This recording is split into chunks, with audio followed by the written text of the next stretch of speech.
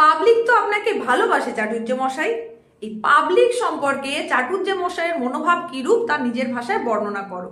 এটা হচ্ছে সম্পূর্ণ 5 মার্কের প্রশ্ন, অতি গুরুত্বপূর্ণ প্রশ্ন। এই নানা রঙের দিন থেকে তোমাদের জন্য কিছু গুরুত্বপূর্ণ বাছাই করা প্রশ্ন নিয়ে চলে এসেছি সাজেশন আকারে। উপস্থাপনার শুরুতেই যে প্রশ্নটা বললাম এটা তো মোস্ট ইম্পর্টেন্ট একটা প্রশ্ন। এইরকমই গুরুত্বপূর্ণ আরো যে প্রশ্নগুলো করতে হবে সেগুলো একটু জেনে নাও। অভিনেতা মানে একটা চাকর, একটা জোকার, একটা ক্লাউন। লোকেরা সারাদিন খেটে খুটে এলে তাদের আনন্দ দেওয়াই হলো নাটকওয়ালাদের একমাত্র কর্তব্য।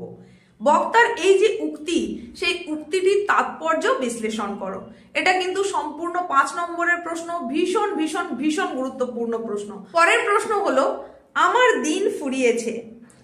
কে কোন প্রসঙ্গে এই উক্তি করেছেন, বক্তার এই উপলব্ধির কারণ ব্যাখ্যা করো। তারই সঙ্গে করবে, শিল্পকে যে মানুষ ভালোবেসেছে তার বার্ধক্য নেই কালীনাথ।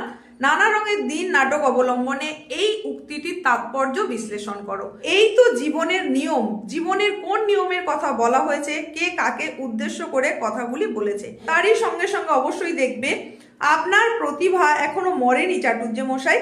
বক্তা কে, তিনি কিভাবে এই সিদ্ধান্তে এলেন যে চাটুর্য মশাইয়ের প্রতিভা এখনো মরেনি। নেক্সট ইম্পর্টেন্ট প্রশ্ন যেটা করতে হবে তোমায় সেটা হচ্ছে, তার আগে তুমি ওই থিয়েটার করা ছেড়ে দাও। কে কাকে বলেছিল, থিয়েটার ছেড়ে দিতে বলার কারণ বুঝিয়ে দাও। এটা হচ্ছে 2+3 আকারে এই প্রশ্নটা আসতে পারে। এটাও একটা গুরুত্বপূর্ণ প্রশ্ন। এটা অতি গুরুত্বপূর্ণ প্রশ্ন হচ্ছে, নানা রঙের দিন নাটকটির নামকরণের সার্থকতা বিচার করো। একদম ডিরেক্ট কোশ্চেন, এটা 5 মার্কের আসতে পারে। আবার এই প্রশ্নটাই ঘুরিয়ে তোমাকে এইভাবে বলতে পারে, নানা রঙের দিন একাঙ্ক নাটকটির সার্থকতা বিচার করো। মানে একাঙ্ক নাটক হিসেবে এটির সার্থকতা বিচার করো। এটাও তোমাকে 5 মার্কে দিতে পারে। আবার প্রশ্নটা এইভাবে আসতে পারে যে, নানা রঙের দিন নাটকের সূচনায় মঞ্চসজ্জার যে বর্ণনা দেওয়া হয়েছে তা নিজের ভাষায় ব্যক্ত করো। নাটকটির নামকরণের সার্থকতা বিচার করো। তো এটা আকারেও কিন্তু আসতে পারে, মানে পাঠ আকারেও আসতে পারে। সুতরাং এখান থেকে যেটা খুব গুরুত্বপূর্ণ বিষয় সেটা হচ্ছে নাটকটির নামকরণের সার্থকতা। এটা অতি গুরুত্বপূর্ণ প্রশ্ন, 5 স্টার যুক্ত প্রশ্ন। তুমি এটাকে 5 মার্কের মতন করে তৈরি করবে, আসার সম্ভাবনা কিন্তু অত্যন্ত বেশি। এইরকমই গুরুত্বপূর্ণ নেক্সট যে প্রশ্নটার কথা বলছি সেটা হচ্ছে, এই পবিত্রতার নামাবলীটা সেই দিন হঠাৎই ফাঁস হয়ে গেল আমার সামনে। কোন দিনের কথা বলা হয়েছে এবং কিভাবে পবিত্রতার নামাবলী ফাঁস হয়ে গিয়েছিল। তাহলে এটাও 2+3 আকারে আসতে পারে। আবার এই প্রশ্নটাই ঘুরিয়ে তোমাকে এরকম বলতে পারে, যারা বলে অভিনয় একটা পবিত্র শিল্প তারা সব গাধা। বক্তার এমন মন্তব্যের কারণ কি, এটা বলতে পারে। আবার প্রশ্নটা এইভাবে আসতে পারে, সেই রাতেই জীবনেরই প্রথম মোক্ষম বুঝলাম। কোন রাতের কথা বলা হয়েছে, সেই রাতে বক্তা কি বুঝেছিলেন। এটা 2+3 আকারে আসতে পারে।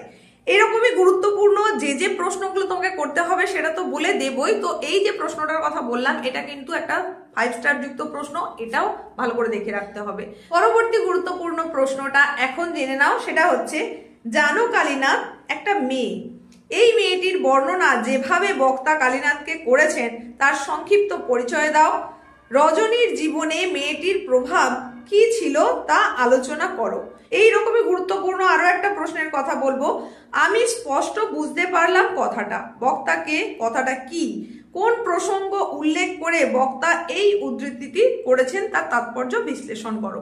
তো এখানেও কিন্তু নাম্বার ডিভিশন তো রয়েছে। তাছাড়া এই প্রশ্নটা কিন্তু এইভাবেও আসতে পারে, আমি স্পষ্ট বুঝতে পারলাম কথাটা, কোন কথা, সে পরিণতি বক্তার জীবনে কিভাবে ঘটেছিল।